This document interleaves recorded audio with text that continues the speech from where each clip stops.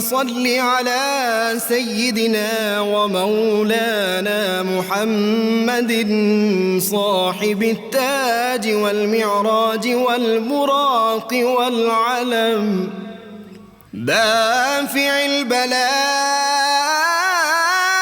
والوباء والقحط والمرض والألم اسمه مكتوب مرفوع مشفوع منقوش في اللوح والقلم سيد العرب والعجم اسمه مقدس معطر مطهر منور في البيت والحرم شمس الضحى بدر الدجى صدر العلا نور الهدى كهف الورى مصباح الظلم جميل الشيم شفيع الأمم صاحب الجود والكرم والله عاصمه وجبريل خادمه والبراك مركبه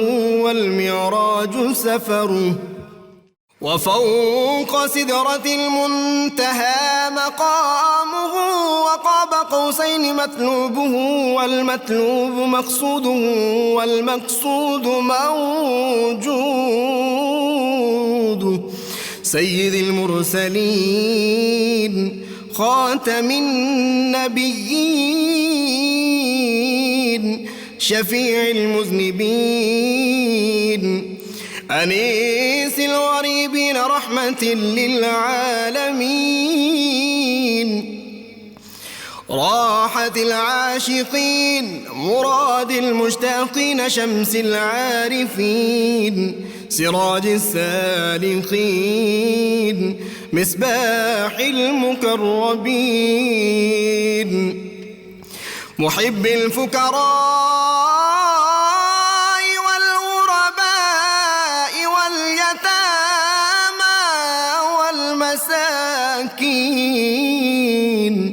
سيد الثقلين نبي الحرمين إمام القبلتين وسيلتنا في الدارين صاحب قاب قوسين محبوب رب المشرقين ورب المغربين جد الحسن والحسين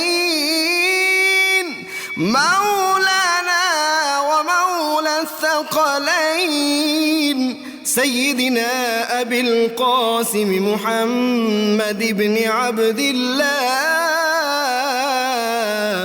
نور من نور الله يا أيها المشتاقون بنور جماله بلغ العلا بكماله كشف الدجى بجماله حصنت جميع خصاله صلوا عليه وآله وأصحابه وسلموا تسليما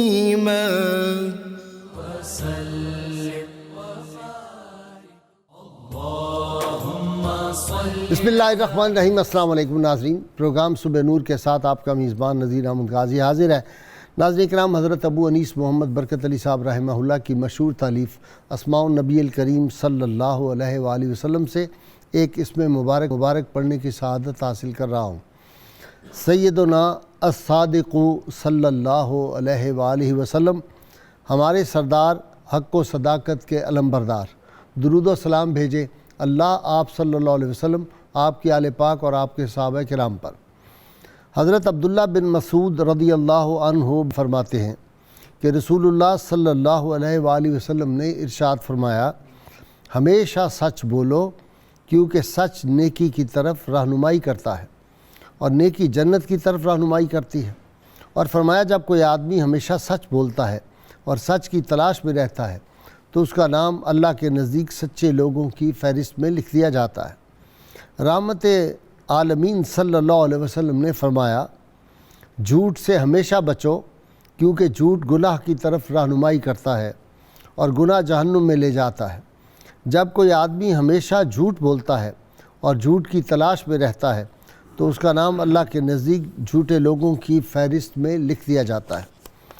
ناظرین کرام، آج ہم ایک ایسی ہستی پاک کا ذکر پاک کرنے کی سعادت حاصل کر رہے ہیں جن کو صداقت سیدنا صدیق اکبر رضی اللہ تعالیٰ عنہ اور شجاعت شیر خدا حیدر کرار فاتح خیبر رضی اللہ عنہ سے ملی تھی۔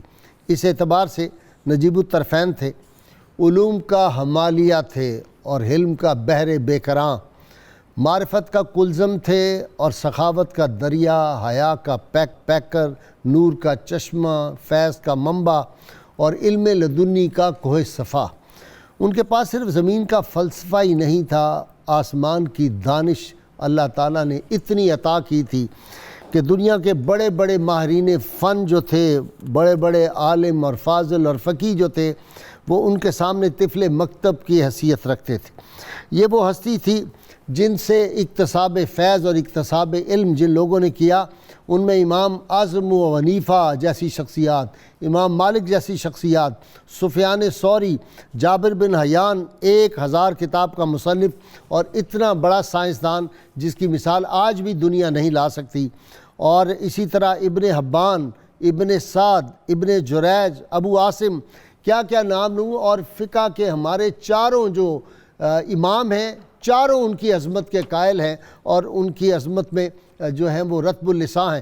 امام نووی رحمۃ اللہ علیہ فرمایا کرتے تھے کہ آپ کی امامت جلالت اور سیادت پر تمام ائمہ کا اتفاق ہے۔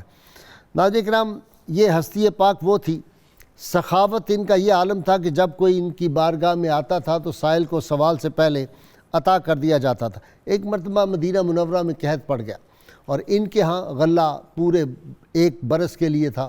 آپ نے خادم کو بلایا، آپ نے پوچھا کہ بتاؤ بھائی ہمارے ہاں کتنا غلہ اس وقت موجود ہے؟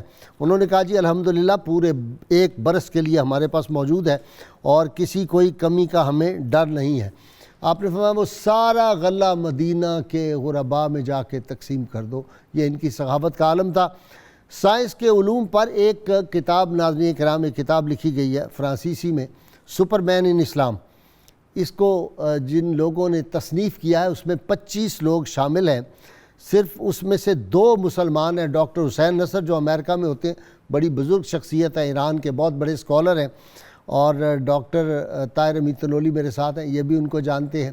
ان کے بیٹے جو ہیں علی نصر، ان کے سے بھی میری ملاقات رہی ہے۔ کیا نام تھا ان کے بیٹے کا ڈاکٹر صاحب؟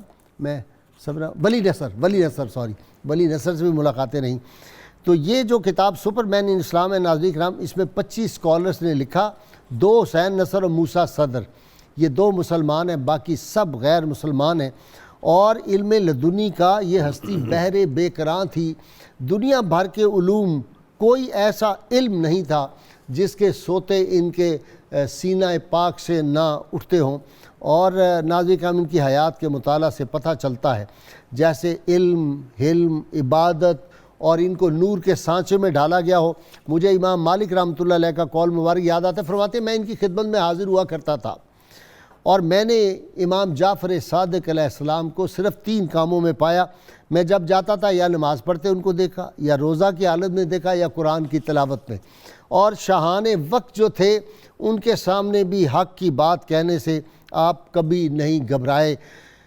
جس طرح ان کے اجداد نے امویوں کے ظلم سہے تھے، اسی طرح امام جعفر صادق علیہ السلام نے عباسیوں کے ظلم و ستم جو تھے وہ انتہائی صبر و استقامت سے برداشت کیے تھے۔ اور ایک دفعہ منصور جو تھا وہ اپنے دربار میں بیٹھا ہوا تھا اور مکھی اس کو بار بار تنگ کر رہی تھی، اس کے منہ پہ آ کے ناک پہ بیٹھتی تھی، وہ ہٹاتا تھا پھر مکھی آتی، تو شرمندہ سا ہو کے امام صاحب سے پوچھتا ہے یہ اللہ نے مکھی کیوں پیدا کی تھی؟ تو آپ نے فرمایا یہ جو جابر اور یہ جو رعونت والے لوگ ہوتے ہیں اللہ نے ان کے لیے پیدا کی تھی، یہ ان کے ناک پہ جا کے بیٹھتی ہے۔ ناظرین کرام، 4000 سے زیادہ با کمال شاگرد تیار کیے، اور ایک ایک عالم جو تھا اور ایک ایک آپ کا شاگرد جو تھا وہ ایک دنیا جہان کو، علمی دنیا کو سیراب کرتا رہا۔ آج ان کا ہم ذکر پاک کریں گے، وہ ہستی جن کو ساکنان فرشی نہیں حاملان عرش بھی جن کے لیے رتب اللساں ہوتے ہیں، جن کی تعریف میں اور جب ان کا نام آتا ہے تو علمی دنیا کے لوگ جو ہیں ان کی گردنیں احترام سے جھک جاتی ہیں۔ آپ نے کمال کی باتیں، حکمت کی باتیں، حکمت تو ان کے گھر سے، یہ حکمت کے سرچشمے تھے۔ کچھ باتیں میں نے مطالعے میں اب آئیں جب ان کا ذکر پاک ہوتا ہے. بے شمار ہم نے پروگرام کیے امام جعفر صادق علیہ السلام کے حوالے سے. ہر دفعہ ہمیں نئی کتابوں کا مطالعہ بھی کرنا پڑتا ہے اور کچھ چیزیں بھی علم میں آتی ہیں. ایک کمال کی بات آپ نے فرمایا اللہ کریم نے دنیا کی طرف وحی کی کہ جو شخص میری خدمت کرے دنیا تو اس کی خدمت کر، اور جو تیری یعنی دنیا کی خدمت کرے تو اسے تھکا دے. واقعی جو لوگ دنیا کے پیچھے بھاگتے ہیں وہ بھاگتے رہتے ہیں، روٹیاں دو ہی کھاتے ہیں اور تھک جاتے ہیں اور آخر میں انجام کوئی اچھا نہیں ہوتا. اسی طرح ایک بات آپ نے کمال کی حکمت کی ارشاد فرمائی ہے، اگر یہ معاشرے میں اختیار کر لی جائے تو معاشرے امن و رحمت کے معاشرے بن جائیں. فرماتے ہیں جب تمہارے بھائی کی جانب سے کوئی ناپسندیدہ بات تمہارے تک پہنچے، تم پہ ظاہر ہو، تو اس کے جواز کے لیے 1 سے 70 تک تعویلیں تلاش کرو کہ ممکن ہے اس نے یہ بات اس وجہ سے کہی ہو، اس وجہ سے کہی ہو، نہ کہی ہو. اور اگر پھر بھی نہ ملے تمہیں کوئی تعویل تو یہ سمجھو کہ اس کا سبب کوئی اور تعویل ہوگی جس کا تمہیں علم نہیں ہے، تم اس بات تک نہیں پہنچے. اپنے بھائیوں کے بارے میں بدگمانی نہ کیا کرو. لوگ ایسے ہی بدگمانیاں شروع کر دیتے ہیں. پھر فرماتے ہیں کہ دنیا جب کسی کے موافق ہوتی ہے تو دوسروں کی بھلائیاں بھی لا لا کے ساری خوبیاں اس کے کھاتے میں ڈال دیتی ہے، اور جب یہ دنیا منہ پھیر لیتی ہے تو خود اس کی جو خوبیاں ہوتی ہیں وہ بھی چھین لیتی ہے. ان کو کوئی خوبی اس میں نظر ہی نہیں آتی، چاہے وہ کتنی خوبیوں کا انسان ہو. اسی طرح آپ نے فرمایا کہ مجھے حضرت علی سے جتنی شفاعت کی امید ہے اتنی اس بات کی ہے کہ سیدنا صدیق اکبر بھی میری شفاعت فرمائیں گے. ناظرین کرام، یہ اتنی عظیم ہستی. آپ نے ایک دفعہ فرمایا تھا کہ یہ جو علماء ہوتے ہیں اور جو فقہاء ہوتے ہیں یہ انبیاء کے وارث ہوتے ہیں، لیکن فرمایا اس وقت تک یہ وارث رہتے ہیں جب تک یہ بادشاہوں کے دربار میں جا کے اپنی جبینیں نہ جھکائیں، جب بادشاہوں کی جا کے خوشامد نہ کریں. یہ ہم نے پریکٹیکل زندگی میں دیکھا ہے. ناظرین کرام، آج امام جعفر صادق علیہ السلام، آپ کی عظمت، آپ کی خوبیاں، آپ کا علم، آپ کا حلم، آپ کی عظمت، آپ کی رفت، آپ کے علوم لدنی اور آپ کے جو تلامذہ تھے اور آپ کے اساتذہ، اس سب حوالے سے گفتگو کرنے کے لیے بات شریک گفتگو ہیں. جناب روحانی شخصیت ہیں اور ادیب بھی ہیں جناب پیر قمر الشکور احمد صاحب.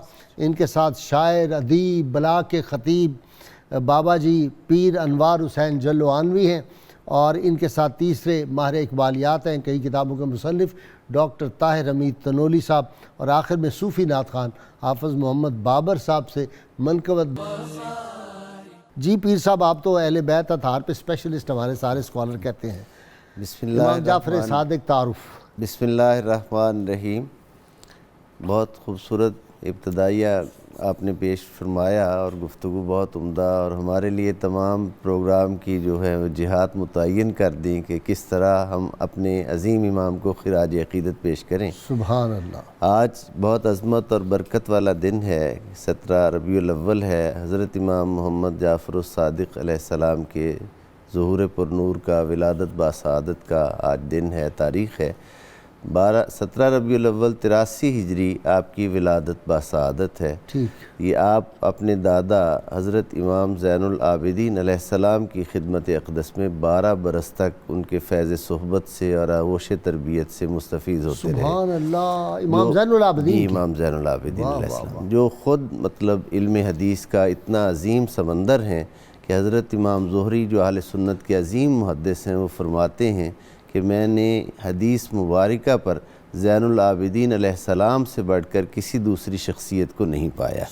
تو اس آغوش میں آپ کو ایک طویل عرصہ صحبت کے حوالے سے میسر آیا. خون بھی رگوں میں وہی ہے اور پھر تربیت بھی اسی آغوش رافت و رحمت میں ہے. سیاسی اعتبار سے باقر العلوم کی بارگاہ میں کتنا عرصہ جی سیاسی اعتبار سے یہ جو ہے وقت آپ کا وہ عبد الملک بن مروان کا دور ہے جب آپ کی ولادت باسعادت ہوتی. حضرت امام زین العابدین علیہ السلام کے بعد آپ اپنے عظیم باپ، عظیم شخصیت جنہوں نے ائمہ اہل بیت اطہار میں سے علوم کے اعتبار سے بہت بڑا نام پایا، انہی کی بشارت بھی انہی کی بشارت اللہ کے محبوب حضرت جابر بن عبداللہ انصاری رضی اللہ تعالیٰ عنہ کو حضور صلی اللہ علیہ وآلہ وسلم نے ان کے نام سلام بھی دیا تھا اور انہیں بشارت دی تھی کہ تم ان کی زیارت بھی کرو گے، اور پھر انہوں نے زیارت بھی کی اپنی ضعیفی میں، اور سلام بھی حضور کا پیش کیا حضرت امام محمد باقر علیہ السلام کو۔ بہت سی عظمت کے پہلو ہیں، اسی بات سے ایک عظمت کا جو پہلو نکلتا ہے کہ آقا کے غلام ہر اعتبار سے جس جہت سے بھی ممکن ہو آقا کی بارگاہ میں سلام عقیدت پیش کرنا اپنے ایمان کے لیے، تازگی کے لیے ضروری سمجھتے ہیں، لیکن خوشا نصیب کہ جن کو سرکار دو جہاں صلی اللہ علیہ وآلہ وسلم سلام جن کے نام فرمائیں، اس سے آپ کی علمی اور روحانی عظمت کا اندازہ ہوتا ہے۔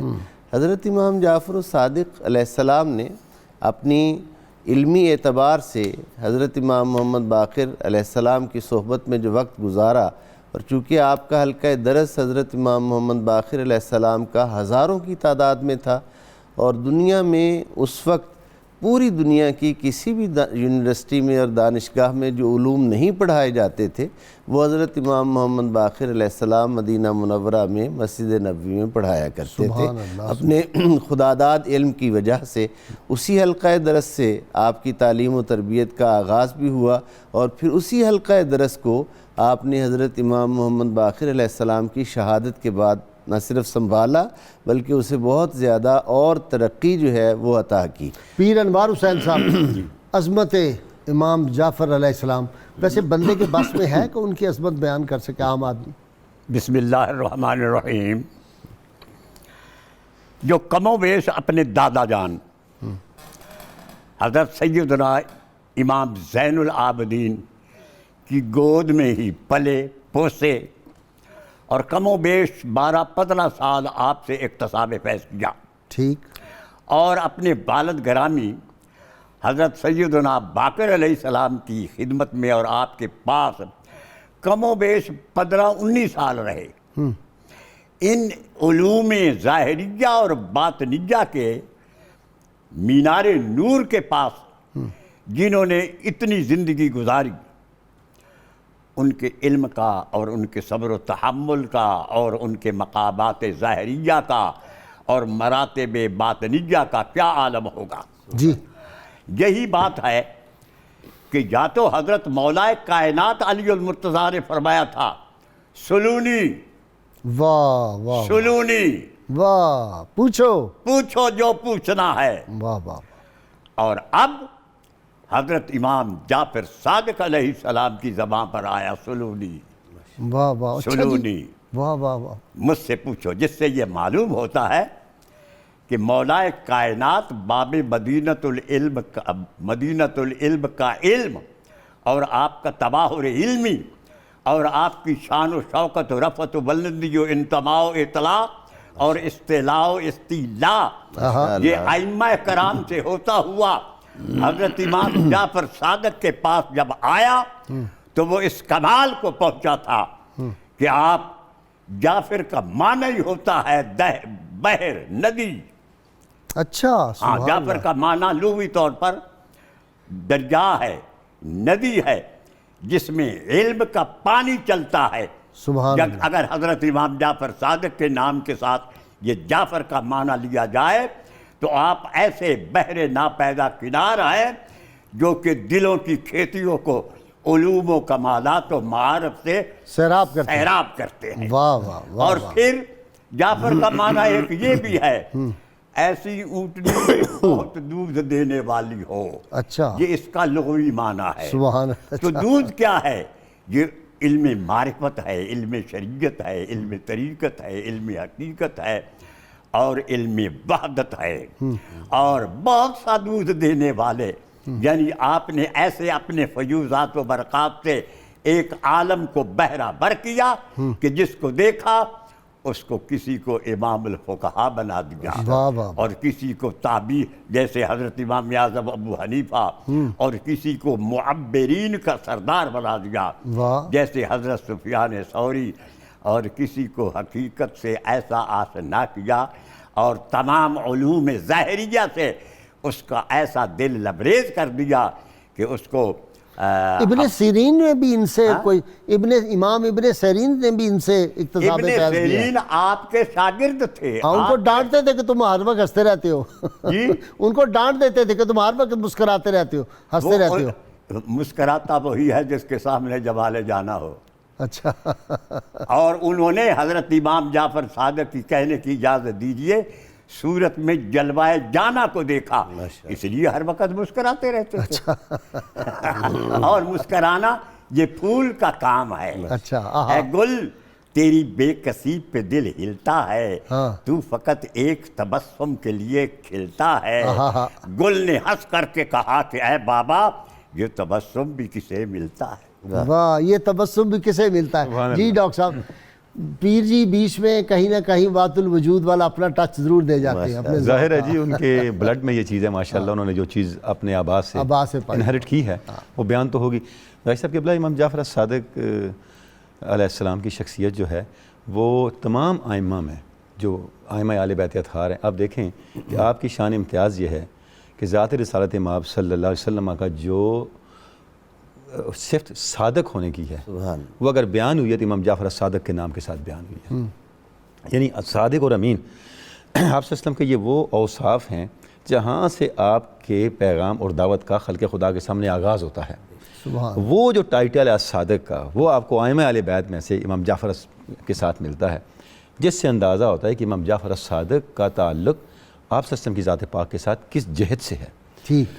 اور بھائی صاحب دوسری بات یہ ہے کہ امام جعفر صادق بیک وقت اہل بیت اطہار میں بھی اور صحابہ کرام میں بھی اس گہرے تعلق کے حامل ہیں. آپ نے فرمایا والدنی ابو بکر مر رہا تھا, مجھے ابو بکر نے 2 دفعہ جنم دیا. وجہ یہ ہے کہ آپ کی والدہ محترمہ جو تھیں وہ حضرت اسماء بنت عبد الرحمن بن ابو بکر کے واسطے سے نواسی تھیں.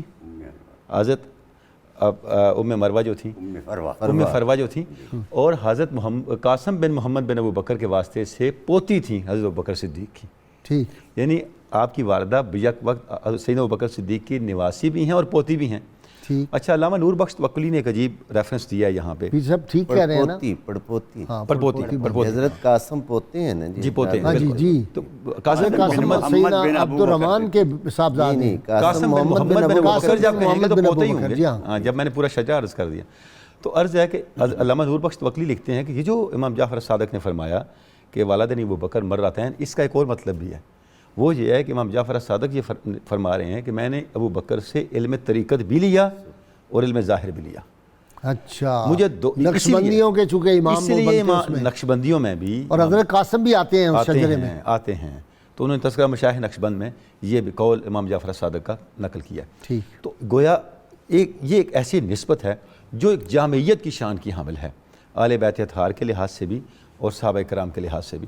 اور آپ کا جو مقام و مرتبہ ہے سیدنا علی حجویر نے جس انداز سے بیان کیا ہے کہ آپ فرماتے ہیں کہ امام جعفر صادق کون ہیں, آپ یوسف سنت ہیں, آپ جمال طریقت ہیں, آپ معبر اہل معرفت ہیں, اور مزین اہل صفوت ہیں. کتنی بڑی بات ہے. یعنی آپ کی شان یہ ہے کہ سنت کو کمال تک پہنچا دیا آپ نے, اس کی تعمیل کو کس انداز سے آپ نے اس کی تعمیل فرمائی, اور جو اہل معرفت کے اسرار تھے ان کی تعبیر و تشریح آپ پہ ختم تھی, اور جو اہل صفا تھے ان کے صفا کو زینت اور حسن کے اعلیٰ درجوں تک پہنچانا یہ آپ کی شان تربیت تھا. یہی وجہ ہے. یہ روشنی کی رفتار اور ایٹم کی قوت. یہ ابن الحسن نے جو کتابیں لکھی ہیں دیکھیں, اس کی کتاب ہے المنفعت جس میں اس نے افلاک کا اور مختلف کائنات کے جو فزیکل ورلڈ کی حقائق بیان کی, اس میں اس نے اس کا اعتراف کیا کہ یہ کتاب میں نے امام جعفر صادق ہی کی رہنمائی میں براہ راست لکھی ہے. بہت ساری کتابیں اس کی ہیں جس میں اس نے براہ راست کسب فیض کا ذکر کیا. میں تو خوارزمی کے دیس میں بھی گیا ہوں نا, ابھی دیکھ کے آیا ہوں. جی جی, 2-3 ہفتے پہلے وہاں تھا میں, اور وہ دیکھا, اور وہاں پہ اب بھی وہ علم کی وہ جو خوشبو ہے وہ اس علاقے میں نظر آتی ہے. تو یہ غازی صاحب یہ سارے علوم فلسفت اہل بیت اطہار کے گھر کی میراث ہیں, اور جس نے جتنا تعلق وہاں رکھا اس کو یہ روشنی ملی, اور پھر ان لوگوں یعنی امام جعفر صادق اور ائمہ اہل بیت اطہار کے شاگردوں اور تربیت یافتہ لوگوں کے ذریعے یہ علوم پھر خلق خدا تک پہنچے. یعنی ابن الحسن کو غازی صاحب میں ایک ریفرنس دوں گا, دیکھیں اتنا بڑا آدمی ہے, اس نے جو کتاب العین لکھی, یعنی وہ بہت بڑا اپلیشن بھی تھا, وہ آج بھی موجود ہے ویسٹ کے جی ظاہر ہے وہ سارا ابو علی سینا کو بھی اس طرح فالو اچھا کر رہے ہیں. اس میں جو اس نے آنکھ کا نقشہ دیا ہے وہ بالکل وہی ہے جو آج کی آپ نے مائکروسکوپک ریسرچ کے بعد دیا ہے. ماشاءاللہ. اور بہت سی چیزیں، کیمرہ سب سے پہلے اس نے بنایا، اس کا تصور اس نے دیا. تو یہ آئیڈیاز کہاں سے آ رہے تھے؟ آتے ہیں غیب سے مضامی خیال میں. پہلے ان کے سامنے کوئی کتابیں تو نہیں تھیں، نہ کوئی پریسیڈنٹ تھا. تو یہ سارے کے سارے انہی لوگوں کی تربیت تھی جو صاحبان علم لدنی تھے. تو ان کے ذریعے سے یہ علم جو تھا آگے منتقل ہوا.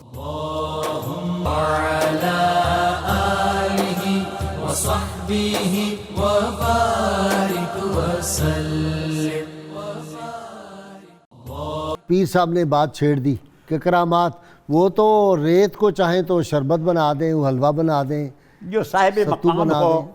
یہ صاحب مقام ہو، اور پھر حضرت سیدنا امام جعفر صادق علیہ السلام ہو، وہ تو سراپا ان کا وجود ہی کرامت ہے. اور ان کی کرامت ایسی ہے کہ ایک دفعہ حج کے موقع پر آپ مکہ پاک میں مسجد حرام میں جلوہ فروز اور جلوہ فرما تھے، تو آپ نے 3 دفعہ کہا یا رب، یا حیو، سبحان اللہ. یا قیوم. انگور چاہیے اچھا اور 2 چادریں چاہیے. اچھا آپ کا یہ فرمانا کہ آپ کے پاس انگور تھے. واہ واہ واہ. اور لیث بن سعد کہتا ہے کہ میں آپ کے قریب پہنچا تو کیا ہوا، انگور بھی نرالے تھے، ان کی خوشبو سے میرا دماغ معطر ہو رہا تھا، اور آپ نے وہ تناول فرماتے ہوئے چند اس کے دانے بھی مجھے عطا فرما دیے. ایسا لذیذ تھے وہ انگور.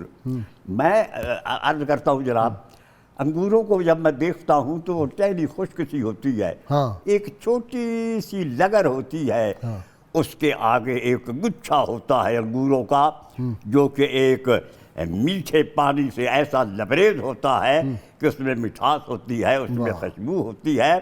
تو حقیقت میں یہ قدرت کاملہ یاد آتی ہے انگوروں کو کھاتے وقت. حضرت خواجہ عبید اللہ رار رحمۃ اللہ علیہ کے میں نے حاضری دی نا جب ابھی گیا تھا، تو وہاں ان کے مزار پاک کے اتنا انگور تھا، وہی آپ کے بقول وہ جو ٹہنی خشک بالکل ایسے کریں تو ٹوٹ جائے، اور نیچے اتنے خوشے انگور کے لٹک رہے ہیں، اور اتنے لمبے انگور، اور وہ کھا کے جو لطف آ رہا تھا وہاں پہ. یہ عجیب قسم کا نظارہ ہوتا ہے قدرت کاملہ کا جب انگوروں کو دیکھا جاتا ہے اور پھر کھایا جاتا ہے. اچھا چمکتے تھے سورج میں نا، لگے جیسے کوئی بلب کسی نے لٹکائے ہوئے ہیں، فانوس ہے جیسے لٹک رہے ہیں، یہ لگتا ہے. اور پھر وہ انگور موجود تھے حضرت سیدنا امام جعفر صادق کی خدمت میں، اور 2 چادریں بھی اتری. یہ انگور کہاں سے آئے؟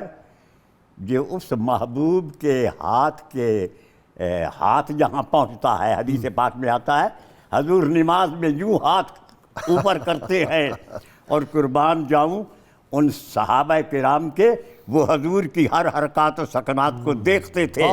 نماز میں انہوں نے دیکھا کہ حضور نے ہاتھ بلند کیا ہے. نماز میں ادھر دھیان تھا کہ ہاتھ بلند کیا ہے. اس سے معلوم ہوا کہ عبادت ہو رہی ہے خدا کی اور زیارت ہو رہی ہے مصطفیٰ کی. ایک ہی بات ہے، ایک ہی بات ہے. شوق تیرا اگر نہ ہو میری نماز کا امام، میرا قیام بھی حجاب، میرا سجود بھی حجاب. ادائے دید سراپا نیاز تھی تیری، کسی کو دیکھتے رہنا نماز تھی تیری. لیکن یہ بات کیا نماز تیرے ایک بہانہ بنی؟ کیا ہے جی؟ نماز تیری دید کا ایک بہانہ بنی، اذاں ازل سے تیرے عشق کا ترانہ بنی. یہ بلال کے متعلق کہا تھا علامہ صاحب نے، کسی کو دیکھتے رہنا نماز تھی تیری، ادائے دید سراپا نیاز تھی تیری، کسی کو دیکھتے رہنا نماز تھی تیری. اور نماز تو ہوتی ہی وہی ہے کہ جیسے مولا علی المرتضیٰ سے پوچھا گیا ہر رہتا ربا کا یا علی، کیا آپ نے اپنے رب کو دیکھا؟ فرمایا لن نعبد ربا لما رآہ، جب تک میں اپنے محبوب حقیقی کو رب کو نہ دیکھوں میں سجدہ نہیں کرتا. تو انگور بھی موجود تھے اور چادریں بھی موجود تھیں. چادر کیا ہے؟ یہ رحمت کی چادر ہے، یہ جنت سے آئی ہوئی چادر ہے. ہاتھ اٹھتے ہیں تو وہاں پہنچتے ہیں کہ جنت تک پہنچ جاتے ہیں. اور فرمایا میں نے ہاتھوں کو اس لیے روک لیا تاکہ سب مل کر جنت میں جا کر کھائیں گے، کیونکہ میں اور قیامت ایسے ہیں جیسے 2 انگلیاں، یعنی جب جدوجہد ختم ہو جائے گی تو قیامت قائم ہو جائے گی. انوار حسین جلو آنوی کے لیے بھی چھوڑ دیے نا. تو ایک چادر تو آپ نے استعمال کی اور دوسری چادر باہر نکلے تو ایک سوالی نے سوال کیا، آپ نے اس کو عطا فرما دی. یہ آپ کی سخاوت تھی، اور آپ کی نگاہ پاک سے مردہ گائے بھی زندہ ہو گئی. واہ واہ واہ. آپ چلے مکہ پاک کی گلیوں میں تو ایک عورت اور اس کے بچے بل بلا کر سسکیاں بھر کر رو رہے تھے. آپ نے جب ان کو دیکھا تو آپ کا دل بے قرار ہو گیا، دل بے قرار ہو گیا.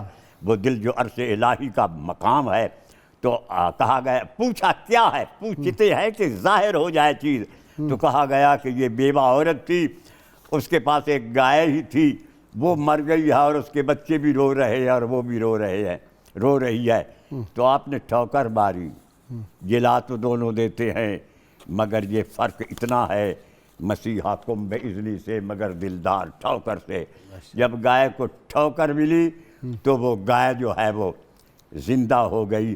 اگر گائے کی ایک ہڈی سے وہ حضرت موسیٰ علیہ السلام کے وقت ایک مردہ زندہ ہو سکتا ہے، گائے کی ہڈی سے.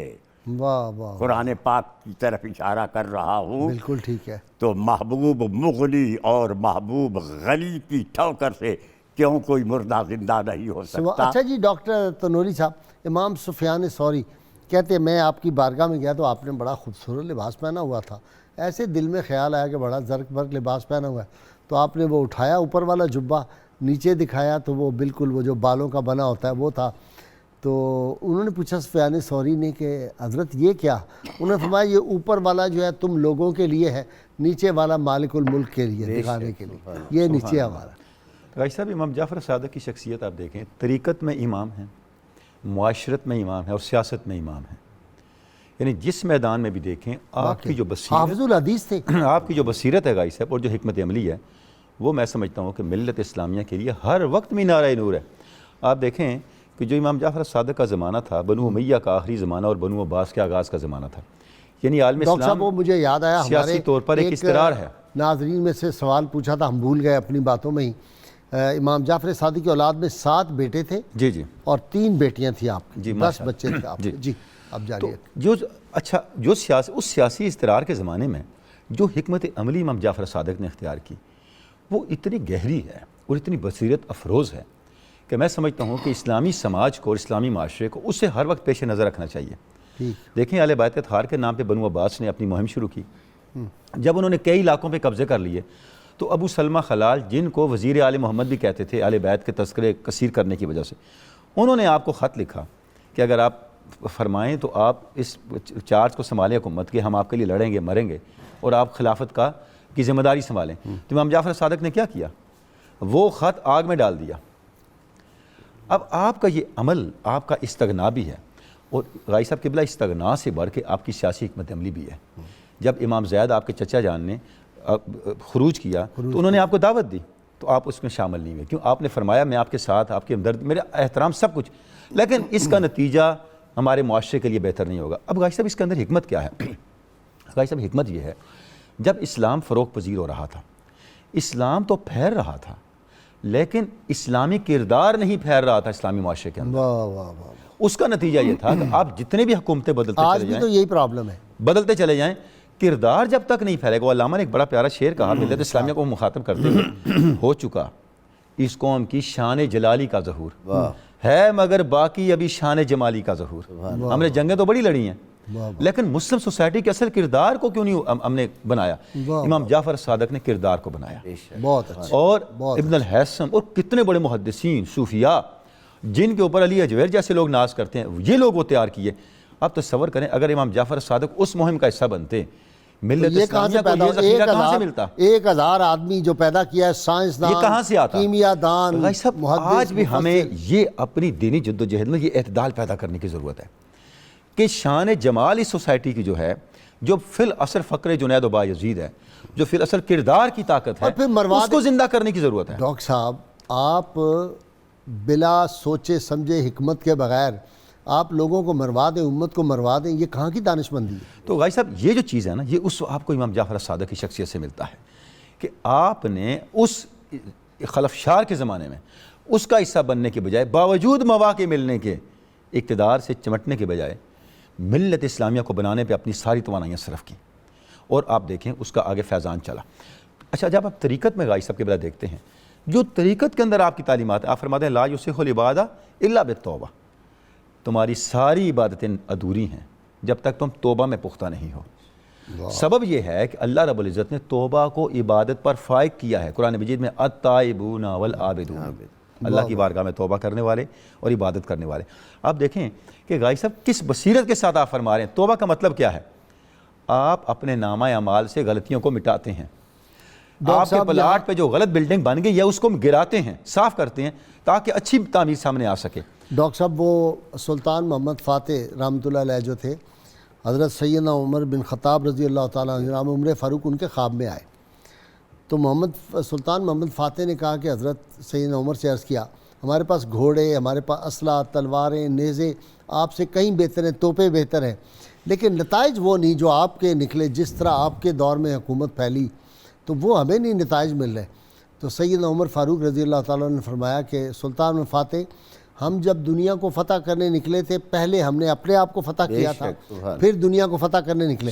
تم لوگ اپنے آپ کو فتح نہیں کیا، پہلے دنیا کو فتح کرنے نکلے۔ اب غازی صاحب اس سے بڑا فتح کی کیا علامت ہوگی کہ بیت المقدس پہنچ رہے ہیں، خادم اوپر بیٹھا ہوا ہے اور خود ڈرائیور، یعنی گاڑی میں ڈرائیو خود کر رہے ہیں، اور جس نے ڈرائیور بننا تھا وہ ساتھ بیٹھا ہوا ہے، تھک نہ جائے۔ یعنی آج کی زبان میں اگر آپ بات کریں کوئی بلیو کر سکتا ہے، کوئی تصور ہو سکتا ہے؟ اور پیبند لگے ہوئے خلیفہ وقت۔ یہ جو ان کی بے نفسی تھی، یہ جو ان کی اپنی تصویر ذات تھی، اس نے انہیں حاکم کائنات بنا دیا۔ تو اہل بیت اطہار کی بصیرت یہ ہے، ان کی حقیقت بینی یہ ہے کہ وہ ہمیں وہ راستہ دکھاتے ہیں جو ملت کی تعمیر کا راستہ ہے، ملت کو تخریب سے، زوال سے اور تباہی سے بچانے والا راستہ ہے۔ تو آج ہمیں امام جعفر صادق کے مناقب اور فضائل کے ساتھ ساتھ ان کی جو تعلیمات، ان کا اسوہ، ان کی اسٹریٹجی کیا ہے۔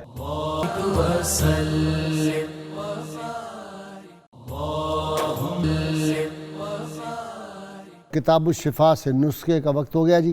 غربت سے نجات کا عمل، جو شخص روزانہ سورہ کاف کی ابتدائی اور آخری 10 آیات کی تلاوت کا معمول بناتا ہے تو اللہ تعالیٰ اسے غربت سے نجات دیتا ہے۔ شرط یہ ہے کم از کم 11 مرتبہ کوئی بھی درود پاک جو آپ کو آتا وہ ضرور پڑھے۔ حضرت امام جعفر صادق علیہ السلام فرماتے ہیں اللہ کے نزدیک سب سے پیارا عمل نماز ہے، اور یہی عمل تمام انبیاء کرام علیہ السلام کی آخری وصیت ہے۔ جی حافظ بابر صاحب۔ جہاں سب کچھ ہے ایک ادنا غلام جعفر صادق، وہاں کیا پوچھنا ہے پھر مقام جعفر صادق۔ صداقت سے کوئی تھامے تو دام اہل نسبت کا زمانے میں ہے ابھی فیض عام جعفر صادق، زمانے میں ہے ابھی فیض عام جعفر صادق۔ حسین و عابد و باقی کا صدقہ چاہتا ہوں میں، بسو گندے علی یا رب بنا میں جعفر صادق، بسو گندے علی یا رب بنا میں جعفر صادق۔ بڑوں کے در سے نسبت بھی